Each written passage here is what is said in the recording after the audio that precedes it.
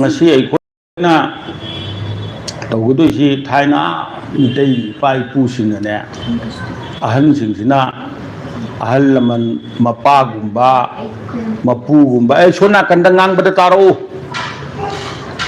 ꯀꯣ ꯃꯄꯥꯒꯨꯝꯕ ꯃꯄꯨꯒꯨꯝꯕ ꯃꯕꯦꯟꯒꯨꯝꯕ ꯑꯍꯟꯁꯤꯡꯁꯤꯅ ꯐꯨꯡꯒꯥꯏꯅ ꯑꯃ ꯂꯩꯔꯝꯃꯦꯀꯣ ꯐꯨꯡꯒꯥꯗꯨꯒꯤ ꯃꯁꯛꯇꯨ ꯁꯤꯅꯤ ꯑꯗꯨꯗ ꯐꯨꯡꯒꯥꯁꯤꯗ ꯃꯩ ꯍꯧꯔꯒ ꯏꯁꯤꯡ ꯂꯨꯝꯗꯅ ꯇꯧꯔꯒ ꯅꯨꯡꯗꯥꯡ ꯋꯥꯏꯔꯝꯗ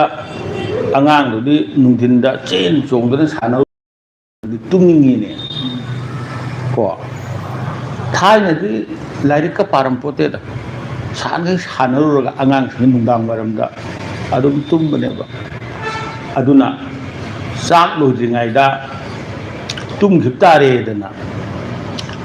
ꯑꯍꯟꯁꯤꯡꯗꯨꯅ ꯃꯣꯏꯗ ꯅꯨꯡꯉꯥꯏꯕ ꯋꯥꯔꯤ ꯂꯤꯌꯦꯕ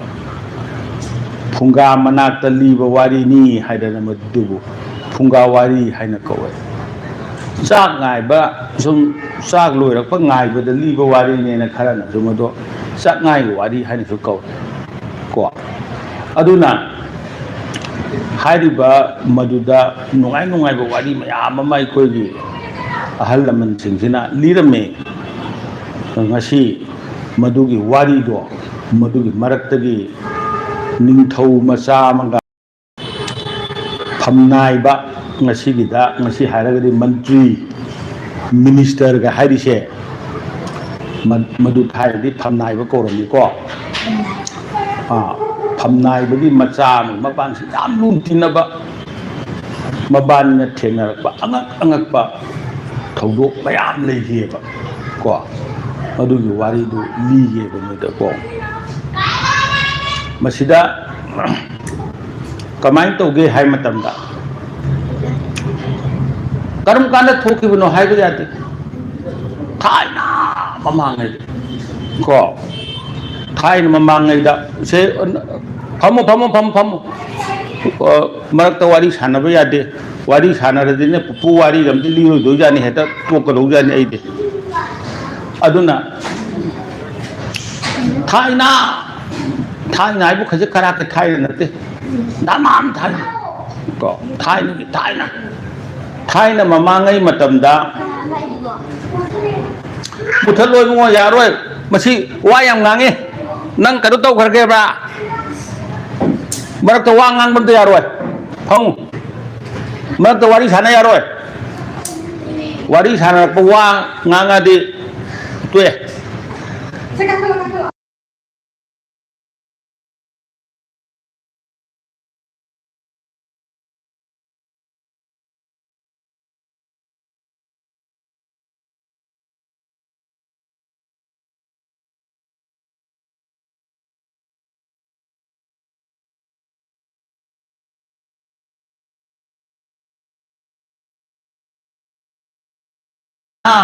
Memang ada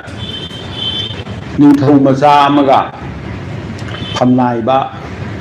haibadi mantri haitai ko aduni macha amaga moinse yam luntina ba angang ngatani ko angang oiringai dagi sum tina puna pakhang phare ne ningthau macha ni na ningthau macha su masaksi sathi phajabjan masagi phamnai budusu kina kara khunbagi machani na mafi maron ga phajaba setana masak si sathai na phajaba masak phajaba nupa ani tinare ba marup oi tangu tine pakhang phare mabani sina nomudi wari sare kamain haina tao akhoi sum konung manung daga sum leiba swai daga sum leibisi inu nuaite lamda koiru sini ngasi de hai mabani wai sare karai koiru jona khande awang gumdara makharon de chaling famam de chalaga ta lamji koiru ga loire phare de nang ju sagolam putho ai sagolam putho ge na mabani sagolam to na wari sa na no nuai na mabani kada to wari to lai sum lai mamang lum da sumla kan sida umang namale umang itu kayak nongkrong berak ya mahu pak oh namang nggak tahu pak jungle gitu forest kayak aduh gitu umang namale rame umang nama leram itu dah makoi na umang du manak tu dah Tairen amam thare babani na nang gisu tau nang gisu Tairen na tharo ai gisu Tairen na tharage hai de na mabani na Tairen na lai purum badal yawa mana susung sang bat tau budu khangi ko Tairen du amam thare kari gumba Tairen jina mana khuiraba mana khuirak taragadi nangna thaba Tairen na mana khuiradi nang awaba da tare aina thaba Tairen na mana khuiragadi aise awaba tare ibani ji khangnarase ibani sum punna sum chatlei taragadi nangi su nangna apamba do tawu phangroi aisu aina apamba tawu phangroi maram aduna nangju nangna thokpa chatkro aisu aina thokpa chatkrage hayeng thama phara kanda ibani gi Tairen mafam sida ibani amu unasi mabani hainare phare haidana ningthau macha sina awang ni somna kan di maike su awang koi ko awang maike north side asida ningthau macha na sagon dong chakre phamnai bagi macha do mana makharom da malo sagol tonga kada lo chakre ningthau macha do na kamai tau da sumchat toro sumchat tau da taura kan sida leiba kam thin re ko tam lobuk lamang singa matang lala kan ni ko leiba ama thin re yung na paja na saba ko nung ga paja na leiba pukri ga paja na tau mi de mo re to ko sa san iroi hui haudong mi de le to kai ni si wo ma na so yeng kari kai leiba no kai leiba no mi de le kamai tau ja no si wo ma khal le ko mi bau le to ma thabok loi chat ni sim ja na tra ka dai da kumai ma ga tau ga tau nam lu yeng chat kha ja la du hui haudong ga di dum le ram bam thui na ai khal le ma na sumthi ma na yung mangam taram kulam sumthi ra mi le te ni sa su le te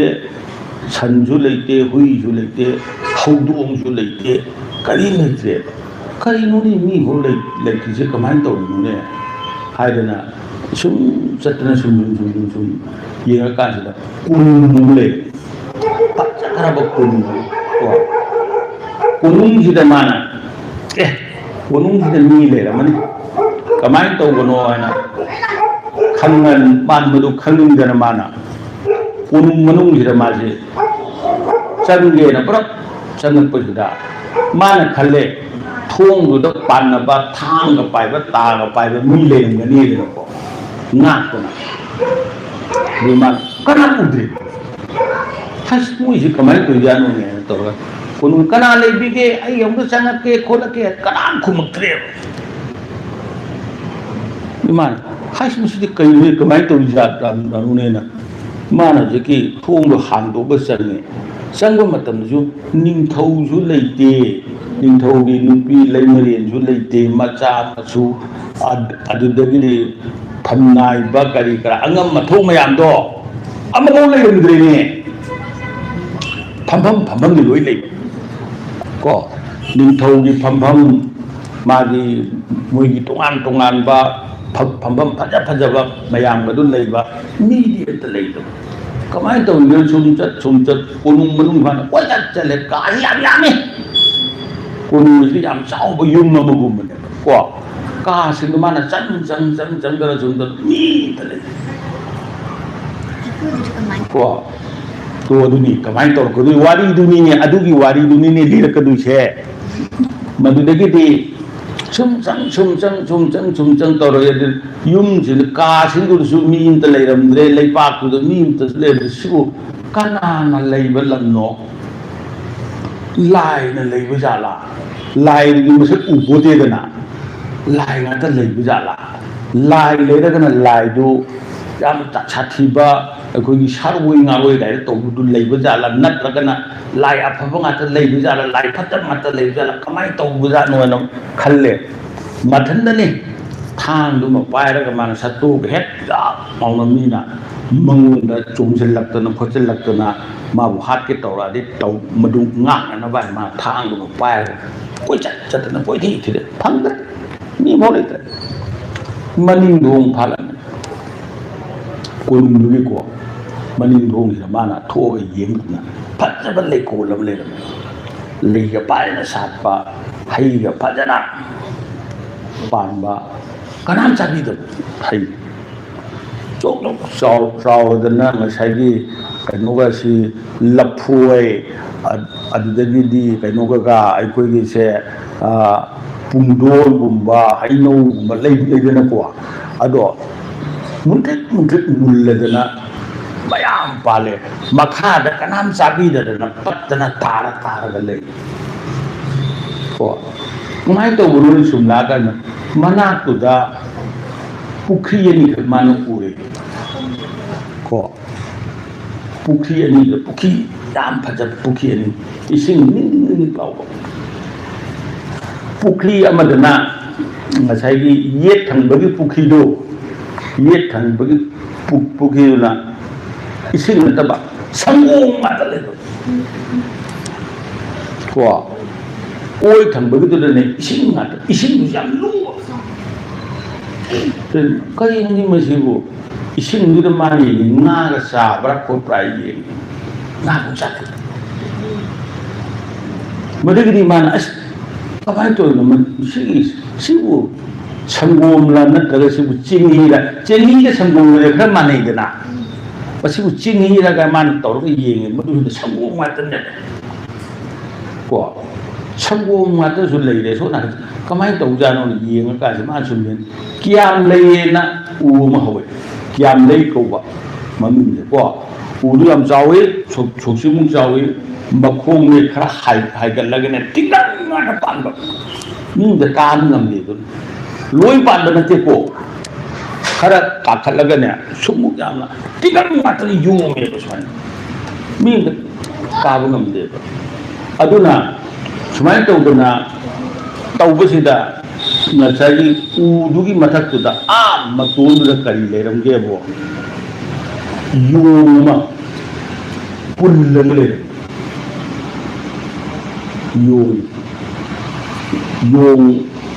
amum ko yang pipus na taba aduga hanu di da to yung amaka pullaga matta le yung do mapi tap para le nan kap to le man yung mun ne yenge ko yung nang bu miyon kang bro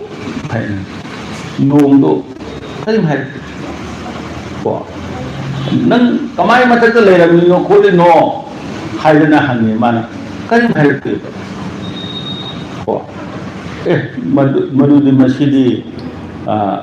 ye nga ge ga mana sai gi yong man tat na babu puli ba mayam do tat na ni tho ba cha ji na ma bu pul la ga tham mi yong do tat na lau thok pi re ne thauri mayam do thori mayam do yong lo thoro padagi yong do harau re yong do mana tapna pharaga puraga lakpa do sum lakpa to nga sai gi pukhi manatu het yorok padadi ising le pukhi do yong phat lo chung le re ni ma thanda pha ba na ngudre ba ma phat lo chung le hai ma ka to ngon to tau ising menung dari yung do masa pada lagi ke sabi mu ola ka thali ne ko kamai to ni no hai da na mana hang ma dam da ai je lai pak si ni tho ma sa ni bi ni phat ba shin sa bi ni phat ba shin sa bi do na ne ai ko ni lam si da lai ba mi ma ya mi ma su i pa su da loi sa ꯁꯥ ꯁꯟ ꯂꯣꯏꯅ ꯆꯥꯈ꯭ꯔꯦ ꯑꯩꯅꯗꯤ ꯃꯥꯅ ꯈꯥꯛꯑꯒ ꯊꯝꯃꯦꯕ ꯀꯩꯗꯧꯕꯩꯅꯣꯗ ꯃꯥꯒꯤ ꯆꯥꯛ ꯊꯣꯡꯕꯤꯅꯕ ꯁꯦꯟꯖꯥꯡꯗ ꯁꯦꯝꯕꯤꯅꯕ ꯃꯥꯅ ꯆꯠꯂꯨ ꯀꯥꯟꯗ ꯃꯌꯨꯝꯗ ꯍꯜꯂꯛꯀꯥꯟꯗ ꯈ꯭ꯋꯥꯡꯅ ꯅꯝꯅꯕ ꯀꯣ ꯑꯩꯗꯗꯤ ꯃꯥꯅ ꯍꯥꯠꯇꯦ ꯑꯗꯣ ꯏꯄꯥꯁꯨ ꯂꯩꯇ꯭ꯔꯦ ꯏꯆꯤꯜ ꯏꯅꯥꯎꯁꯨ ꯂꯩꯇ꯭ꯔꯦ ꯀꯅꯥꯝꯇ ꯂꯩꯄꯥꯛꯁꯤꯗ ꯃꯤ ꯑꯃꯇ ꯂꯩꯇ꯭ꯔꯦ ꯑꯩꯕꯨꯁꯨ ꯍꯥꯠꯇꯣꯛꯄꯤꯔꯣꯏꯁꯦ ꯃꯥ ꯁꯨꯡꯌꯥ ꯌꯥꯗꯦ ꯑꯗꯨ ꯅꯪꯅ ꯀꯃꯥꯏꯅ ꯌꯣꯡꯉꯨꯔꯤꯅꯣ ꯑꯩꯅ ꯍꯥꯏꯔꯀꯥꯟꯗꯗꯤ ꯃꯥꯅ ꯆꯠꯂꯝꯗꯥꯏꯗ ꯑꯁꯤꯗ ꯂꯩꯔꯤꯕ ꯌꯦꯠꯂꯣꯝꯗꯒꯤ ꯊꯪꯅꯕꯗ ꯂꯩꯔꯤꯕ ꯁꯪꯒꯣꯝ ꯉꯥꯛꯇ ꯂꯩꯕ ꯄꯨꯈ꯭ꯔꯤꯁꯦ ꯃꯁꯤꯗ ꯑꯩꯁꯦ ꯆꯥꯛ ꯂꯥꯎꯅ ꯂꯨꯞꯍꯜꯂꯦ ꯍꯦꯛ ꯂꯨꯞꯄꯒ ꯑꯩꯁꯦ ꯌꯣꯡ ꯑꯣꯜꯂꯦ ꯌꯣꯡ ꯑꯣꯜꯂꯒ ꯃꯊꯛꯇ ꯃꯥꯅ ꯑꯩꯕꯨ ꯄꯨꯜꯂꯒ ꯃꯥꯗꯤ ꯍꯤꯡꯆꯥꯕꯤꯅꯤꯅ ꯃꯥꯗꯤ ꯄꯥꯏꯕ ꯉꯝꯃꯦꯕ ꯉꯁꯥꯏꯒꯤ ꯇꯤꯡꯈꯪ ꯃꯌꯥꯝ ꯂꯩꯕꯗꯣ ꯃꯗꯨ ꯅꯠꯇꯕꯗ ꯃꯥꯗꯤ ꯖꯥꯠ ꯂꯥꯎ ꯄꯥꯏꯔꯒ ꯇꯤꯡꯈꯪꯗꯨꯗ ꯀꯥꯗꯒ ꯃꯊꯛꯇ ꯇꯧꯔꯒ ꯍꯦꯛꯇ ꯂꯩꯕ ꯉꯝꯃꯦꯕ ꯑꯗꯨꯅ ꯃꯊꯛꯇ ꯆꯠꯂꯒ ꯍꯦꯛꯇ ꯄꯨꯜꯂꯝꯕꯅꯤ ꯃꯥꯅ ꯆꯠꯈꯩ ꯆꯠꯂꯨꯔꯦ ꯃꯥꯒꯤ ꯃꯆꯤꯟꯖꯥꯛ ꯊꯤꯔꯨꯔꯦ ꯆꯥꯈꯩ ꯆꯥꯔꯨꯔꯦ ꯍꯜꯂꯛꯑꯀꯥꯟꯗꯅꯦ ꯃꯥꯅ ꯅꯠꯇ꯭ꯔꯒ ꯃꯥꯅ ꯄꯣꯔꯛꯄ ꯄꯣꯠꯇꯣ ꯊꯣꯡꯉꯨ ꯍꯥꯏꯗꯅ ꯑꯩꯁꯦ ꯑꯃꯨꯛ ꯄꯨꯊꯔꯒ ꯉꯁꯥꯏꯒꯤ ꯏꯁꯤꯡꯗꯨ ꯂꯨꯞꯍꯜꯂꯒ ꯃꯤ ꯎꯍꯜꯂꯒ ꯑꯃꯨꯛ ꯊꯣꯡꯍꯜꯂꯤ ꯁꯨꯃꯥꯏꯅ ꯇꯧꯗꯅ ꯂꯩꯔꯛꯏ ꯀꯌꯥꯝ ꯀꯨꯏꯔꯦ ꯂꯩꯔꯛꯏꯁꯤꯗꯤ ꯍꯥꯏꯕꯗ ꯃꯥꯅ ꯍꯥꯏ ꯆꯍꯤ ꯑꯃ ꯍꯦꯜꯂꯦꯗ ꯀꯣ ꯆꯍꯤ ꯑꯃ ꯍꯦꯜꯂꯦꯕ ꯁꯨꯃꯥꯏꯅ ꯇꯧꯗꯅ ꯂꯩꯔꯛꯄꯁꯦ ꯆꯍꯤ ꯑꯃ ꯍꯦꯜꯂꯦ ꯑꯩꯁꯦ ꯌꯥꯝ ꯋꯥꯔꯦ ꯑꯩꯅ ꯍꯥꯏꯌꯦ ꯅꯤꯡꯊꯧ ꯃꯆꯥꯗꯨꯅ ꯍꯥꯏꯌꯦ ꯅꯪ ꯌꯣꯡꯉꯣꯗꯅ ꯁꯨꯝ ꯂꯩꯅꯤꯡꯕ꯭ꯔꯥ ꯃꯤ ꯑꯣꯏꯅꯤꯡꯕ꯭ꯔꯥ ꯑꯩ ꯃꯤ ꯌꯣꯡꯉꯣꯏ ꯌꯥꯝ ꯇꯜꯂꯦ ꯌꯣꯡꯉꯣꯏꯕꯗꯤ ꯏꯔꯨꯁꯨ ꯂꯨꯖꯄꯣꯠꯇꯦ ꯍꯥꯀꯠꯆꯕ ꯀꯩꯀꯩ ꯅꯣꯡꯉꯥꯟꯗꯕ ꯈꯣꯠꯇꯅ ꯂꯩꯗꯅ ꯌꯣꯡꯉꯦ ꯑꯩꯗꯤ ꯐꯖꯅ ꯂꯨꯅ ꯅꯥꯟꯅ ꯃꯤ ꯑꯣꯏꯅ ꯂꯩꯅꯤꯡ ꯍꯥꯏꯅ ꯍꯥꯏ ꯃꯁꯛ ꯐꯖꯕꯅꯤꯅ ꯅꯤꯡꯊꯧ ꯃꯆꯥꯅꯨꯄꯤꯗꯨꯗꯤ ꯃꯁꯛ ꯐꯖꯔꯦꯗꯅ ꯃꯁꯛ ꯐꯖꯕꯅꯤꯅ ꯅꯤꯡꯊꯧ ꯃꯆꯥꯗꯨꯅꯁꯨ ꯄꯥꯝꯃꯦ ꯃꯥꯒꯤ ꯅꯨꯄꯤ ꯑꯣꯏꯔꯒꯦꯅ ꯈꯜꯂꯦ ꯅꯤꯡꯊꯧ ꯃꯆꯥꯅꯨꯄꯤꯅꯤꯅ ꯅꯤꯡꯊꯧ ꯃꯆꯥꯅꯨꯄꯥꯗꯨꯁꯨ ꯅꯤꯡꯊꯧꯒꯤ ꯃꯆꯥ ꯑꯣꯏꯔꯕꯅꯤꯅ ꯃꯥꯁꯨ ꯃꯁꯛ ꯐꯖꯩꯗꯅ ꯃꯁꯛ ꯐꯖꯔꯕꯅꯤ나 ꯅꯤꯡꯊꯧ ꯃꯆꯥꯅꯨꯄꯤꯗꯨꯅꯁꯨ ꯃꯥꯅ ꯅꯨꯄꯥꯁꯤꯗ ꯂꯩꯔꯒꯦꯅ ꯃꯥꯅ ꯈꯜꯂꯦꯕ ꯑꯗꯨꯗꯤ ꯀꯃꯥꯏꯅ ꯇꯧꯅꯤ ꯍꯥꯏꯅ ꯍꯣꯔꯦꯟ ꯑꯃꯨꯛ ꯍꯤꯡꯆꯥꯕꯤꯗꯨ ꯂꯥꯛꯑꯒ ꯃꯈꯣꯏꯗ ꯑꯃꯨꯛ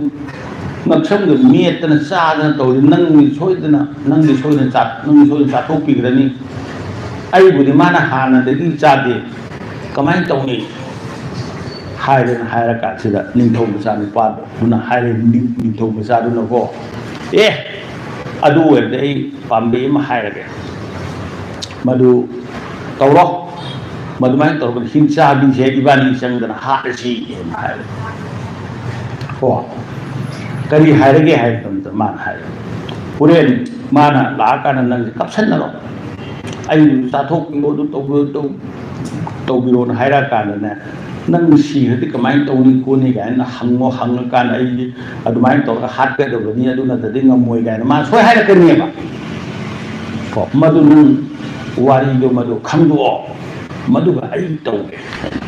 निंथौ मचादुदी मादी थांग तेन लांगसे याम सोंगरकपनिना थौना faba मादीको मधुमायना हाइरेने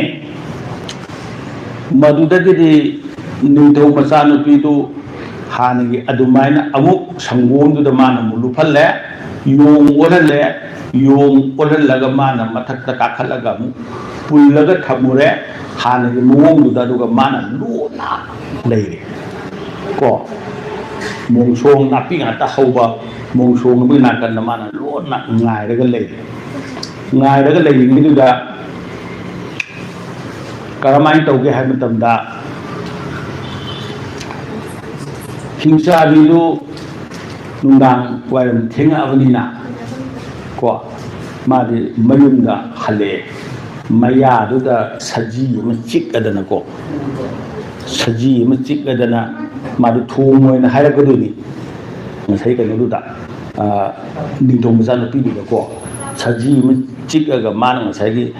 maje pare ngara hingsabi na pare mani ngangda pare na maya du ichang chauradana ko mami tu puri chapu chuk chauna lawe mari du chok sanga teng thwe maya du yam chawe susung kupa ma khan chau ko ฟ้ากัดทัวร์มาได้ดูสร้างที่โดนงางมาสมุดพลัดหายหรือน่าไปเราไม่ชิจาอยู่ไปไหนเนี่ยก็ว่าแล้วก็หลักตัวกี่ดียาวเร่มาใช้กี่ยามในปามบิดุมาทัดตุดา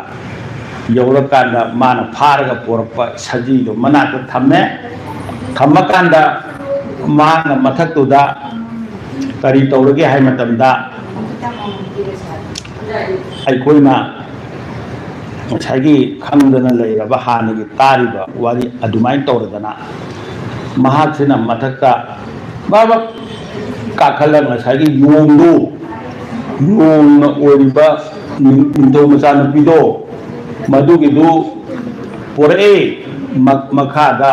มวยปุลิบะมายามดอเราโทรกับปวดเนี่ยปุลิบะมายามเราโทรกับปวดประเดี๋ยวมาขาดะปุถะมาขาดะปุถะประเดี๋ยวนิโตมาจานปิดูสิงดาปุขีดูลุพันดานามาเชมีโอเลย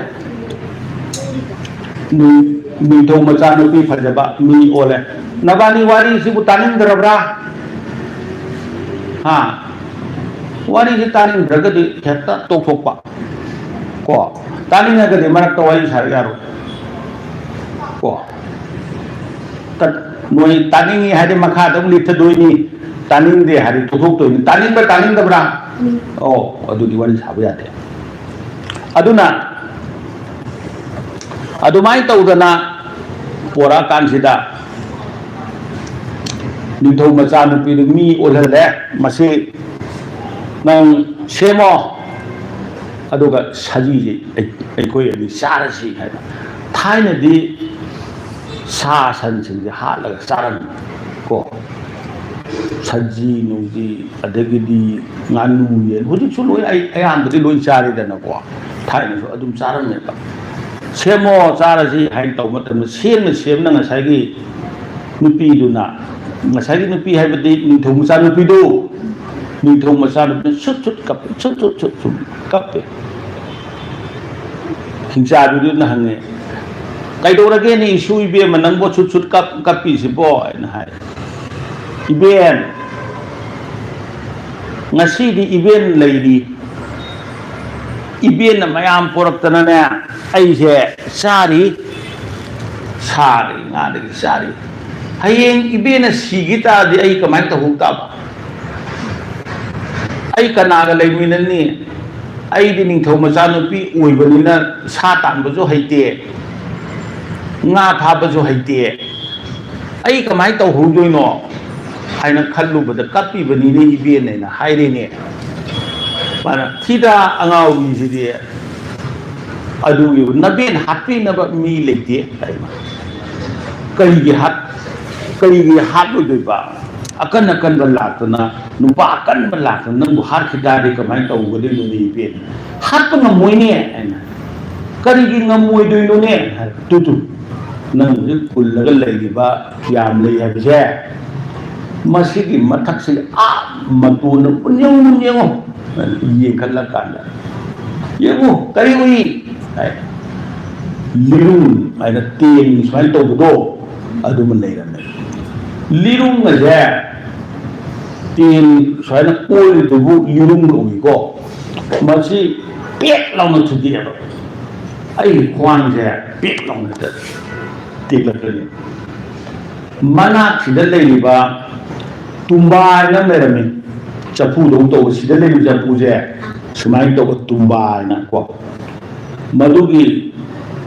madi kunjung macam bunga ni kunjung dah yang jauh ko kunjung dah kaba sahaja dah berbelai apa madu lagi tumbai je seni ko madu matak dah pun berbelai mana kali di madu kacian mahum sari ni nak kan ba kacian ni mahum sari saya koi wani ma tu nu da chao song lei musim nu ko madu mai na kacian mahum sari masih kacian mahum sari nanti masih tumba kawe masih het thugai ba nabi ko se kai kanang kan ga มาถ้าเกิดรู้แล้วก็ทำนั่งกันนั่งให้ดูหนูให้เลยนะให้เลยเนี่ยกันนั่งให้อาชีพง่ายดีเบี้ยนี่ดูดีบ้านนี่เลยมินนั่นนี่คนนี่พัดตัวนู้มิตุมาเขาเลยอันนี้สารนักเลยก็การที่จะโยงอมุขเลยละก็นิทรรมสารปีตัวมาถ้าจะพูดเลยก็ท่านเนี่ยಅದು ಮಾ ಅಮು ಹಿಂಸಾಬಿದು ಕೈನೋ ಲೈ ಮಾ ಸರಿ ಮಾ ಮಚಿಂಜಾಕ್ ಥಿಬ ಅಮು ಪಾಯಲ ಚಕ್ರೇನೆ ಗರ ಗರ ಗರ ಗರ ತೌ ಪಾಯಲ ಚಕ್ರೇನೆ ಕೋ ಪಾಯಲ ಚಕ್ರ ಕಾನ್ಸಿದ ಮಹಾಸಿನ ಅಮು ನುಂಗಾಂಗ್ ವೈರಂ ಒಯ್ರೆ ಐ ಹಲ್ಲಗೆ ಹಾಯ್ದನ ಮಾನ ಹಲ್ಲಕ್ ಬಸಿದ masih kiam dari mana juga sana kansi dah mahana masih yoga mukharaga amu puthare pematam juga pukhi isin ngata ngai betul mana dupala kan di mudu kari oleh nubi mu oleh ni thau masa nubi tu oleh ni thau masa nubi tu mathan di laite mana tu ni thau masa nupa tu mabani wali mayam tara kan ni thong masanu paduna hingsa bi hat ka dori ni sem sa na lo ka lai ni na mi gi manam je sa gi zu manam le khui gi manam hau dong gi manam le na mi gi zu manam le ko mi gi tongan do mi gi masak se le manam le ko manam yang kan bak ni sila yang nam ti bak ko ado hingsa din has misha saninge minu nam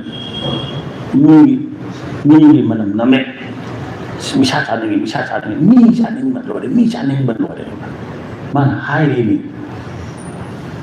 ko madegi di nasagi ninthau masana pido pakat pada loye mana hasนิทรรมสาสิสัตจะทุกข์ได้กับมันโตว่า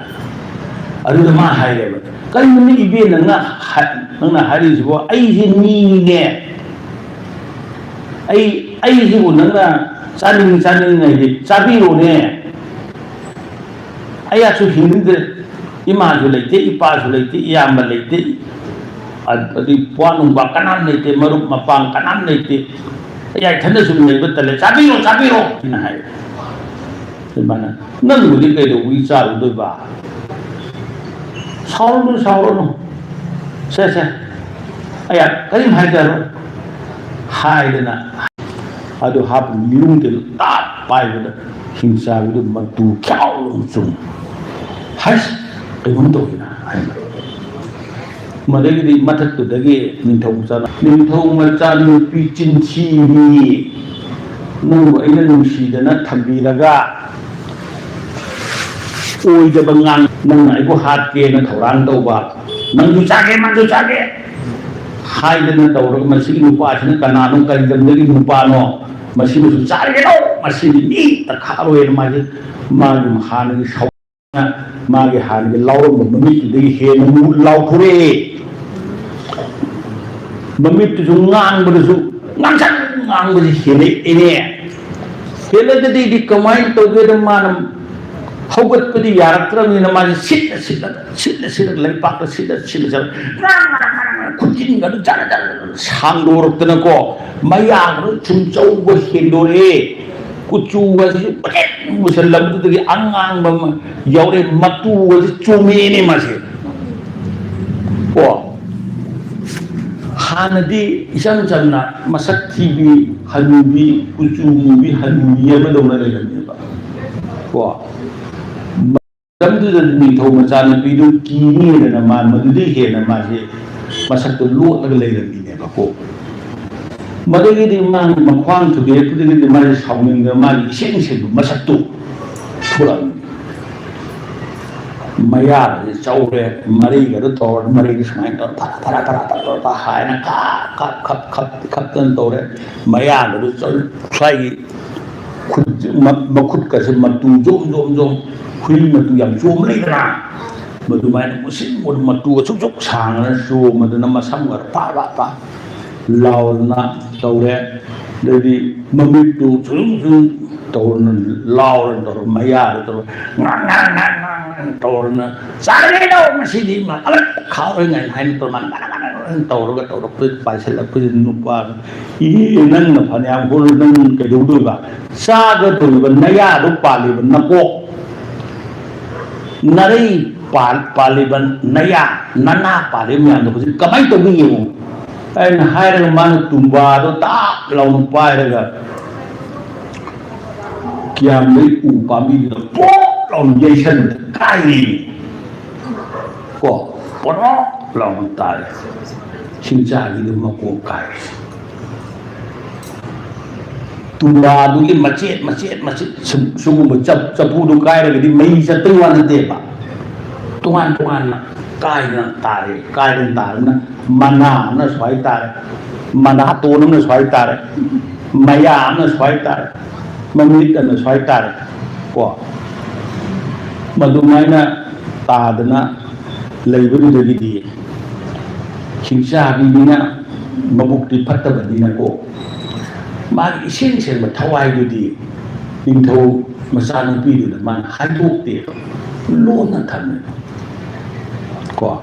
kadai da lei ge ma de ge di mamit tu ju chung tho khar ga ju mamit tu ma than na sana taw thap tan lei ne ko mari di su man than san hai la na ko jadi mukut ka sa jum pai ke mi je sum lam da ko tan taw ma de ni thong ma san hai ma ni si ma si di si de ma ni hak sang ni saruk bayam makuk kai no taw ba makung makut ka tuan da lo si ya tre ma si kadai di ma kai mum le ngam ni na ma na sum yen ba da ko ma saจะพูมาซ่ามันอุ้ยมันตัวโลนนะผีมันตัวเทียตะเลยมันโดยามในปั๊มมีดูนี่มันน่ะตัวยามโลนมาชิวกะลีมึงนี่นะหันดูก็เยมันตันเลยนักฆ่าไอ้น่ะงามันเลยนะผู้ที่ช่วยอุ้ยช่วยเจ้าจ้าเดี่ยมฆ่าก็นักฆ่าดูตะเรียดเลยนักฆ่าดูกริ๊งจูงมันนะมันรุ่นเลยเนี่ยป่ะนักฆ่าตะเรียดมันมุ่งตัวมันเป็ดเมทัลนักฆ่าตะเรียดตัวสีสมัยตัวนี้จะดูสีวันนี้หิจารีก็ฮัลล์ปฏิกิริมาจะหุมังตาเรนุปีมาใช้ดินทงมาสานุปีจะหุมังตาเรมาที่กระดิ่งตัวพุทธิดินทงมาสานุปีมาที่ดินทงมาสาตัวmasih sabi kerja hai itu pakat pa himsa itu pura pun pakat pa ada ini minto masalah itu mana sah rakan mana mungkin itu wajib amkan ba masih nama di matan dah pakat termaju humam ko adu mana tadan lede masih ki minto masalah itu humam tadana kalau tak kumak tana torga lepak ta sa lo ma pham ma ga ma khung no sang la ting tho ga so je sang na ting sa bi si ra ba ni na ne ning tho ma cha no pi nang ma pham ji dan nang na than na lai ho ba nu ngai roi ai ga loi na ai ga lepak ta chat la si ma pham da chao nei ba lu ho mu ro si hai dana ning tho ma cha no pa ning tho ma cha no pi na ning tho ma cha no pi do sagun da mamang da hapaga ko phadana ning tho ma cha no pi do hapaga sagun tung ga ma gi hanagi thamnai ba dugi ma cha no pa du ngang na gi ba mapham ma sai tai len tharam ba do adu mapham du ta na kada thau ma ba ni ma sai thi ba chat thi ba da yam waram ba ni halak pa da di labi do kamai ni yau gi bu no khang de tai len mana tu yau ro mi ni lam je khang da mapham da chat pa matam da ne yam sang nge ba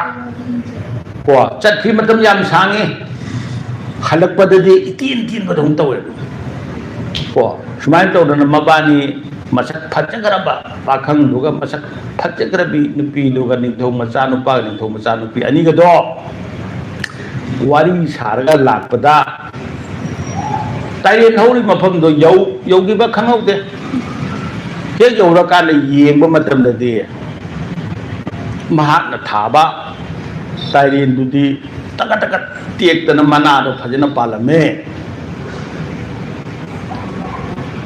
ꯐꯝꯅꯥꯏꯕꯗꯨꯒꯤ ꯃꯆꯥꯗꯨꯅ ꯊꯥꯕ ꯇꯥꯏꯔꯦꯟꯗꯨ ꯃꯅꯥꯗ ꯏꯈꯨꯏ ꯈꯨꯏꯔꯅ ꯀꯪꯗꯤ ꯀꯪꯗꯦ ꯁꯤꯗꯤ ꯁꯤꯗꯦ इखुई खुइदेदना लेरमे हाइस अैगी इताउ नुंसीबा फमनाइबद अवा फमद सोयना तारमनी मादि कदोम चखि मखारोम चखि माउंद थिरुगिगे अदो कमाई तौबगी येंगगा माबु कलुसी हाइदना अमुक लाए मखारोम द माना मागी नुपि निथौन चानुपिदो पुरगा लाए मदुगी वारीदो हप्चल लछिलो संगिसेरा हाँ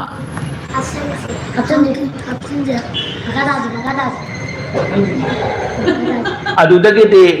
माना कमाई तौरगे हाइना फरे फरे माना लाप मतमददी लैबा अममुक थेंगनरे लैबा तुददी मीगी बिंग अत लेरम मसे निंथौ मचा नुपा नु चत मतन मी लेरदेदना हुजिक मफमददी मी अत किन लेरम मयाम जिग मरत फमनाइबदुगी मचादोइना कमाइना थिगदोइनोने माना खल्ला कागदा कोनुंग सेनबा मिनाय थौगलोय अमा थेंगरे अदु थेंगरा कानुददि माना हंगे सिबु मसिगी लमसिबु निंथौ कनाना पानगे कमाइना तौबनो हाइदना हंगा कांसिदा मान लोय ताए निंथौ अदुना पाली अदाना पाली याम फब मबुंग पाव फब निंथौनी अदु मागी मचानुपीदुदी फरक याम ताए निंथौ मचानुपी म लेयबा फरक याम ताबा मसक सारी फजबा मसक को मा फरक ताइदि कमाइन तौनो सही फना यामे मयुम पांदेबा मास को और करीगी पांदबनो हायरदि माने हे हाइबो खुदिंगी पीबा माने से हाइनो चानिंगी पीबा कोमला चानिंगी पीबा माने हाइबि खुदिंगी पीबा ngambanu pada mayum pangani aduna tad mayum paloi na lei ko yang sathi nupi ja ko sanai kudo piu chatlang pi bang ngamba sanai kudi piu chatlang pi bang ngamba ko manen pa ni kudi hali kudi loi pi bang ngamba nupa da na tadi yung pa loi hai den na tau bari nupa mayam je pakhang mayam je ma u ki chi le ba को माना सागी मदुमाइन तौदे मसक तुदी फजबनी निंथौ मचा नुपीगो ओइरे मसक फजरे मयामनदी पाखंग सिंगदी पामनीबा मासे पामगो जुमादी किजेबा को मदुदा निंथौ मचा सागी लाकपा लमकोइबा लाकपा निंथौ मचा दो मादी ममानबा फमनाइबगी मचादो मदु अमुक थेंगरे मदु अमुक महानदी नुपीदो थेंगरा कांसिदा नुपीदो थेंगबदगी महानदी सुमलाप तौदे कमाई थेंगरिगे हाइबु वानी दुनी याम नुंगाइसे को माना सुमलापसिदा लाइनिंग नुपा अमा थेंगे लाइनिंग नुपादुना हायबा माजा सोला हन माना आई इसिंगा म खौरांगी कना लेबगी इसिंग किदत पियो हायदुना माना हायबा अदुगी मतमदुदा महाना ngसाइगी फमनाइबदुना मना तुदा लेबा खुजाय अमदा महात्ना तौरगा इसिंगदु कल्लगा पोरे माना सोगा मा हाय खुजाइदो मसला फजदानी पिक्तक तौबा सुचिन चौबा खुजाइ खंगो नोइबो ꯈꯪꯉꯦꯕ ꯈꯨꯖꯥꯏꯁꯦ ꯂꯪꯇ꯭ꯔꯤꯛ ꯂꯪꯕꯗꯅ ꯁꯦꯟꯖꯦꯡ ꯍꯥꯏꯗꯅ ꯑꯃ ꯂꯩ ꯄꯤꯊ꯭ꯔꯥꯏ ꯁꯦꯟꯖꯦꯡꯀꯣ ꯃꯗꯨꯒꯤ ꯐꯖꯈ꯭ꯔꯕ ꯈꯨꯖꯥꯏ ꯂꯪꯇ꯭ꯔꯤꯛ ꯂꯪꯕ ꯃꯗꯨꯒꯤ ꯏꯁꯤꯡ ꯀꯜꯂꯨꯔꯒ ꯃꯥꯅ ꯏꯁꯤꯡ ꯄꯤꯊꯛꯑꯦ ꯃꯇꯝꯗꯨꯗ ꯂꯥꯏꯅꯤꯡꯕꯗꯨꯅ ꯍꯥꯏꯌꯦ ꯑꯁ ꯃꯤ ꯑꯃꯇ ꯂꯩꯇ꯭ꯔꯕ ꯃꯇꯝꯁꯤꯗꯅꯦ ꯅꯪ ꯏꯁꯤꯡ ꯄꯤꯊꯛꯏꯁꯤ ꯌꯥꯝ ꯅꯨꯡꯉꯥꯏꯔꯦ ꯃꯁꯤ ꯈꯨꯖꯥꯏꯁꯦ ꯅꯪꯒꯤ ꯑꯣꯏꯖꯔꯣ ꯏꯕꯨꯡꯉꯣ ꯍꯥꯏꯅ ꯃꯥꯅ ꯈꯨꯖꯥꯏꯗꯨ ꯄꯤꯌꯦꯕ ꯈꯨꯖꯥꯏꯗꯨꯗꯤ ꯀꯃꯥꯏꯅ ꯇꯧꯕꯅꯣ ꯃꯥꯅ ꯈꯜꯂꯦ ꯈꯨꯖꯥꯏꯁꯤꯅ ꯀꯩꯗꯧꯗꯣꯏꯅꯣꯅꯦ ꯑꯩꯕꯨ ꯈꯨꯖꯥꯏꯗꯨꯝ ꯄꯥꯏꯔꯒ ꯀꯩꯗꯧꯗꯣꯏꯅꯣ ꯍꯥꯏꯅ ꯃꯥꯅ ꯈꯜꯂꯦ ꯃꯥꯅ ꯅꯪ ꯈꯨꯖꯥꯏꯗꯣ ꯏꯆꯝ ꯆꯝꯅ ꯈꯟꯒꯅꯨꯅꯦ ꯑꯆꯝꯕ ꯈꯨꯖꯥꯏ ꯅꯠꯇꯦꯅꯦ ꯅꯪꯅ ꯄꯥꯝꯃꯤ ꯄꯣꯠ ꯈꯨꯗꯤꯡꯃꯛ ꯑꯗꯨ ꯄꯤꯌꯨ ꯈꯨꯖꯥꯏꯗꯨꯗꯤ ꯄꯊꯣꯛ ꯄꯊꯣꯔꯛꯄ ꯀꯣ ꯁꯥꯃꯨ ꯇꯣꯡꯅꯤꯡꯉꯦ ꯈꯨꯖꯥꯏꯗꯨꯗꯤ ꯁꯠ ꯂꯧꯊꯣꯔꯛꯄ ꯁꯒꯣꯜ ꯇꯣꯡꯅꯤꯡꯉꯦ ꯈꯨꯖꯥꯏꯗꯨꯗꯤ ꯁꯠ ꯊꯣꯛꯄ ꯀꯣ ꯑꯍꯥꯎ ꯑꯍꯥꯎꯕ ꯄꯣꯠ ꯆꯥꯅꯤꯡꯉꯦ ꯌꯦꯟ ꯊꯣꯡꯕ ꯆꯥꯅꯤꯡꯉꯦ ꯁꯠ ꯂꯥꯎꯅ ꯊꯣꯔꯛꯄ ꯉꯥꯅꯨ ꯊꯣꯡꯕ ꯆꯥꯅꯤꯡꯉꯦ ꯁꯠ ꯂꯥꯎꯅ ꯊꯣꯔꯛꯄ ꯑꯣꯛ ꯑꯌꯥꯏꯕ ꯆꯥꯅꯤꯡꯉꯦ ꯁꯠ ꯂꯥꯎꯅ ꯊꯣꯔꯛꯄ ꯐꯠꯇ ꯈꯨꯖꯥꯏꯗꯣ ꯃꯁꯤ ꯅꯪ ꯂꯧꯖꯔꯣꯏꯅ ꯄꯤꯊꯣꯔꯛꯄꯗꯒꯤ ꯃꯥꯅ ꯃꯗꯨ ꯄꯥꯏꯔꯒ ꯂꯥꯛꯑꯒ ꯉꯁꯥꯏꯒꯤ ꯅꯨꯄꯤꯗꯨꯗ ꯃꯥ ꯍꯥꯏꯔꯦ ꯑꯩ ꯅꯪ ꯍꯦꯛ ꯄꯥꯝꯃꯤ ꯈꯨꯠ ꯈꯨꯗꯤꯡꯒꯤ ꯑꯩ ꯄꯤꯒꯦ ꯑꯗꯨꯒ ꯑꯩ ꯅꯪꯁꯦ ꯂꯧꯔꯒꯦꯅ ꯍꯥꯏ ꯌꯥꯔꯤꯅꯦ ꯐꯔꯦ ꯍꯥꯏꯗꯅ ꯅꯨꯄꯤꯗꯨꯅ ꯅꯨꯄꯥꯗꯨ ꯆꯥꯡ ꯇꯧꯔꯅꯤ ꯍꯧꯖꯤꯛꯇꯤ ꯅꯨꯄꯥ ꯑꯃ ꯊꯣꯔꯛꯑꯦ ꯅꯨꯄꯥꯁꯤꯅ ꯅꯤꯡꯊꯧ ꯃꯆꯥꯅꯨꯄꯤꯁꯤꯅ ꯄꯥꯝꯕ ꯄꯣꯠ ꯈꯨꯗꯤꯡꯃꯛ ꯂꯣꯏꯅꯃꯛ ꯄꯤꯅꯤ ꯍꯥꯏꯔꯦ ꯂꯩꯄꯥꯛ ꯃꯌꯥꯝ ꯌꯦꯡꯉꯁꯤ ꯂꯥꯛꯑꯣ ꯍꯥꯏꯔꯗꯅ ꯅꯤꯡꯊꯧꯒꯤꯗꯤ ꯂꯩꯄꯥꯛ ꯃꯌꯥꯝ ꯀꯧꯕꯁꯦ ꯄꯨꯡ ꯑꯆꯧꯕ ꯂꯩꯌꯦ ꯀꯣ ꯃꯣꯏꯒꯤ ꯊꯣꯡꯖꯤꯟ ꯃꯄꯥꯗꯨꯗ ꯂꯥꯎꯅ ꯊꯤꯜꯂꯦ ꯃꯌꯥꯝ ꯍꯥꯏꯁ ꯅꯤꯡꯊꯧꯅ ꯑꯩꯈꯣꯏꯕꯨ ꯀꯧꯋꯦꯅ ꯃꯌꯥꯝ ꯀꯩꯅꯣ ꯂꯥꯛꯑꯀꯥꯟꯁꯤꯗ ꯃꯣꯏ ꯅꯨꯄꯥ ꯑꯃ ꯂꯩꯔꯦ ꯅꯤꯡꯊꯧ ꯃꯆꯥꯅꯨꯄꯤꯁꯤꯅ ꯍꯦꯛ ꯄꯥꯝꯕꯒ ꯂꯣꯏ ꯄꯤꯅꯤ ꯍꯥꯏꯔꯦ ꯍꯥꯏꯗꯅ ꯍꯥꯏꯔꯛꯄꯗꯒꯤꯗꯤ ꯐꯔꯦ ꯍꯥꯏꯅ ꯇꯧꯕꯗꯒꯤ ꯅꯨꯄꯥꯗꯣ ꯅꯪ ꯂꯥꯛꯑꯣ ꯍꯥꯏꯅ ꯇꯧꯕ ꯅꯨꯄꯥꯗꯨꯅ ꯈꯨꯖꯥꯏꯗꯨꯃ ꯄꯥꯏꯔꯒ ꯂꯥꯛꯑꯦ ꯅꯤꯡꯊꯧ ꯃꯆꯥꯅꯨꯄꯤꯗꯨꯅ ꯂꯩꯔꯦ ꯐꯔꯦ ꯅꯨꯄꯥ ꯑꯩꯅ ꯄꯥꯝꯕ ꯈꯨꯗꯤꯡꯒꯤ ꯅꯪꯅ ꯄꯤꯅꯤꯅ ꯌꯥꯔꯕꯅꯤꯅ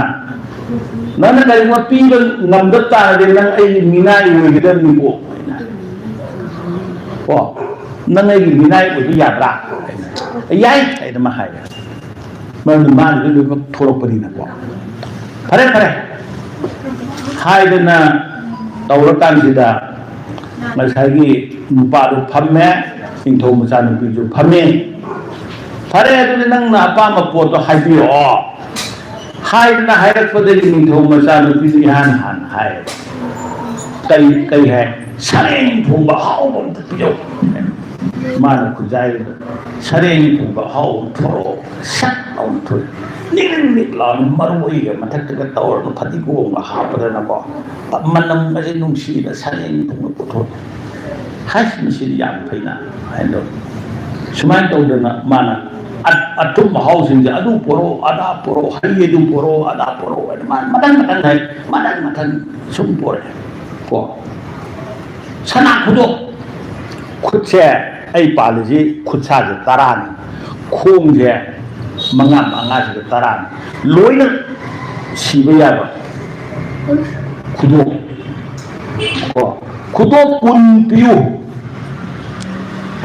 ꯀꯣ ꯃꯗꯨꯁꯨ ꯁꯅꯥꯅ ꯁꯥꯕ ꯍꯦꯛꯇ ꯃꯊꯛꯇꯨꯗ ꯇꯝꯐꯥ ꯌꯥꯏ ꯅꯪꯇ꯭ꯔꯤꯛ ꯂꯪꯕ ꯅꯨꯡꯅꯒ ꯊꯤꯟꯕ ꯄꯤꯌꯨ ꯑꯩꯅ ꯄꯤꯒꯦ ꯃꯥꯅ ꯁꯠꯂꯥꯎ ꯍꯥꯏꯔꯦ ꯑꯗꯨ ꯍꯦꯛꯇ ꯈꯨꯖꯥꯏꯗꯨꯗꯒꯤ ꯁꯠꯂꯥꯎ ꯊꯣꯛꯑꯦ ꯅꯨꯄꯤꯗꯣ ꯁꯠ ꯁꯤꯖꯜꯂꯦ ꯌꯦꯡꯉꯤ ꯅꯨꯡꯉꯥꯏꯔꯦꯅꯦ ꯃꯥꯅꯦꯀꯣ ꯃꯗꯒꯤꯗꯤ ꯀꯥꯂꯦꯟ ꯅꯨꯡꯁꯥ ꯁꯥꯕ ꯃꯇꯝꯅꯤ ꯃꯥꯅ ꯏꯁꯤꯡ ꯌꯥꯝ ꯏꯪꯕ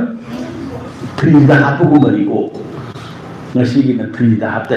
ꯐ꯭ꯔꯤꯖꯗ ꯍꯥꯞꯄ ꯏꯁꯤꯡꯁꯤ ꯏꯪꯉꯤꯗꯅ ꯑꯗꯨꯃꯥꯏꯅ ꯏꯪꯕ ꯏꯁꯤꯡꯗꯣ ꯃꯥꯅꯀꯣ ꯑꯏꯪꯕ ꯏꯁꯤꯡ ꯄꯤꯊꯛꯎ ꯍꯥꯏꯅ ꯍꯥꯏꯔꯦ ꯃꯇꯝꯗꯨꯗꯗꯤ ꯐ꯭ꯔꯤꯖꯒ ꯂꯩꯄꯣꯠꯇꯦꯗ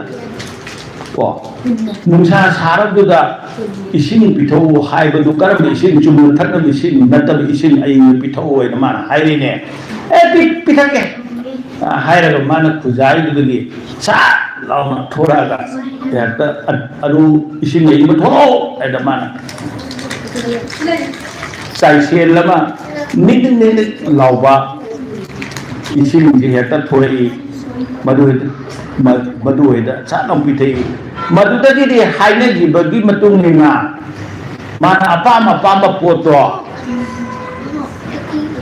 masagi phamai do masadu na nupa na pi do ngamabina laige do yana da na laure mana ko mana aina sai haibu ni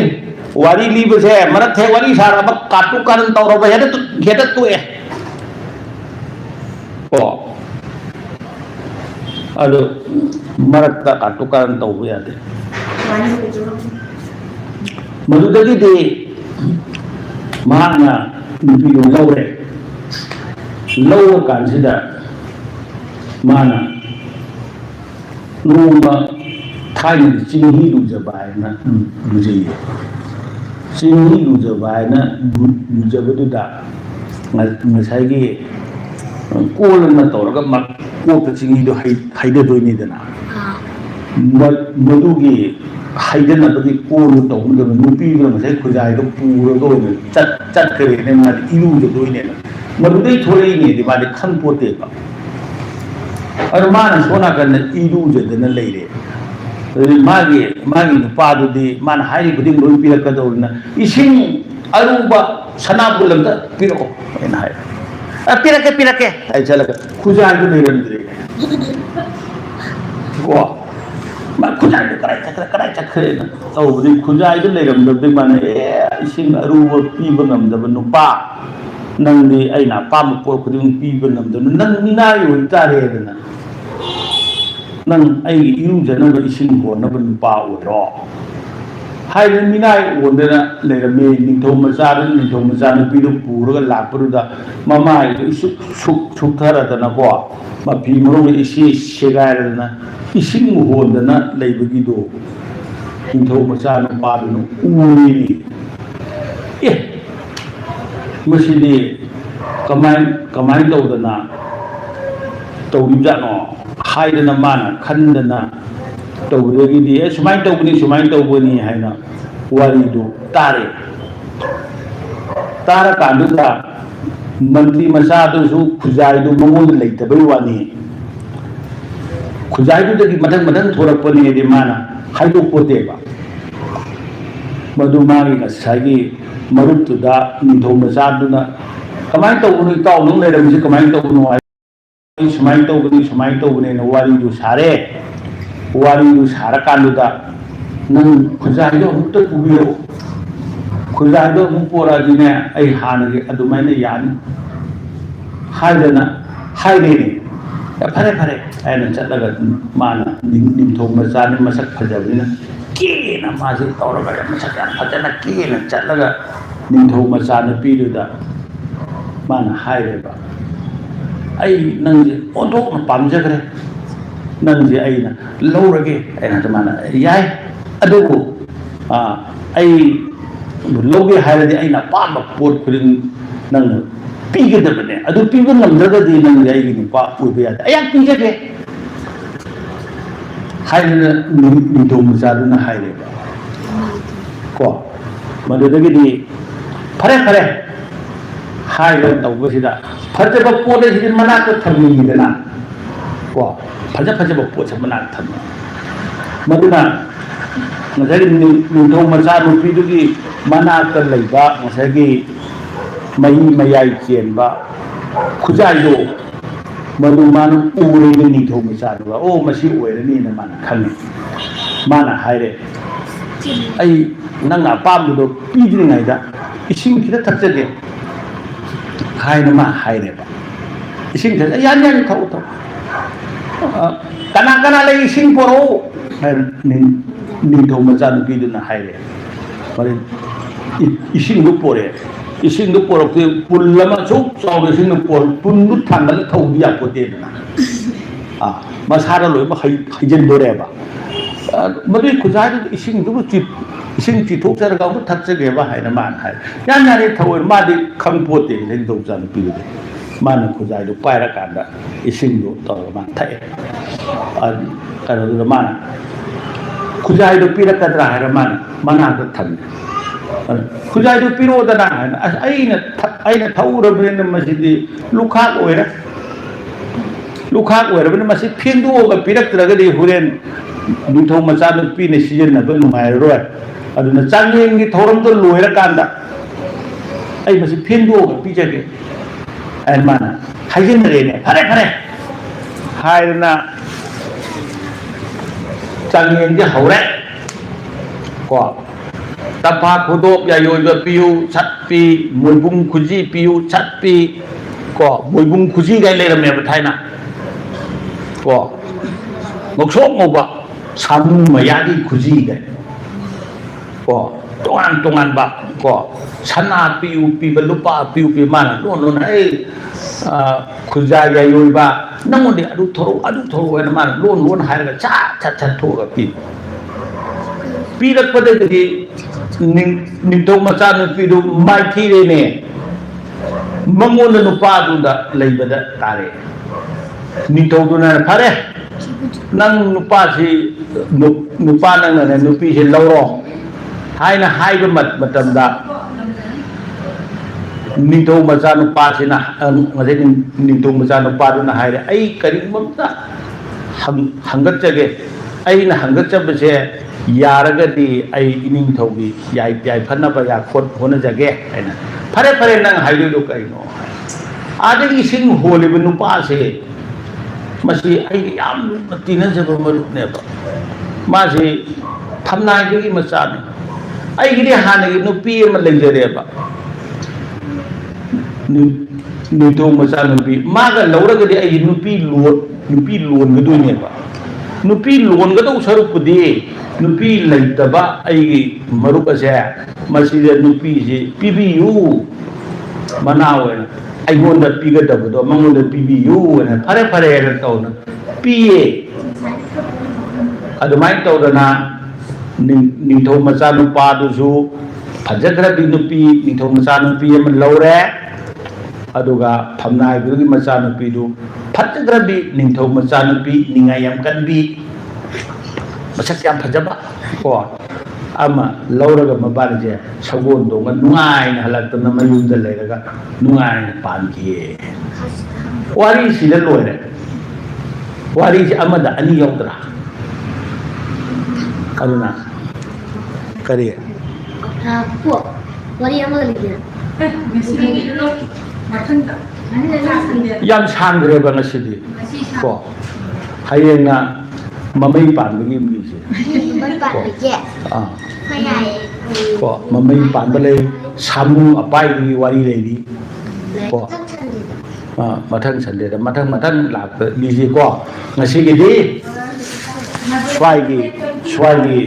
matang sita ngasi gi phunga wari je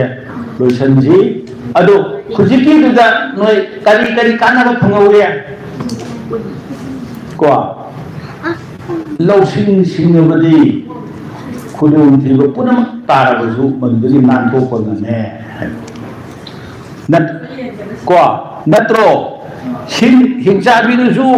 nido masadu lau singam dadi hat pengamun natra madai somna kan bidu su masagi madai kan bi ningthau masadu bidu su magi marup tu da pirak podo lau sing dadi mangamu maruna lausing ba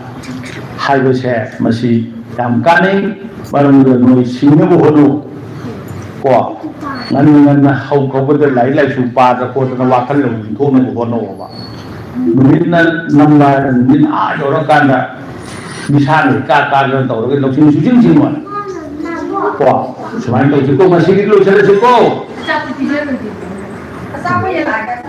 Sapot ya. Ado, se kamera kapim ne je noi loi kau ba.